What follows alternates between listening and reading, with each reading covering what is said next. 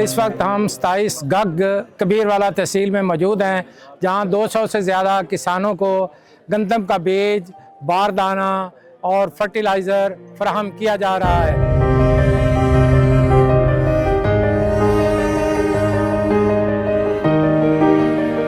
जी साढ़े कोल सैलाब आया 27 गग के अंदर और अल खिदमत फाउंडेशन इस्लामाबाद इस मुश्किल तरीन वक्त के अंदर साढ़े नाल बहुत तावन किया है, जिन्ना कि असी किसानों को गंदम का बीज भी दिता है और उस दे नाल उन्होंने सानू खाद DAP और सोना यूरिया ये भी मुहैया की है।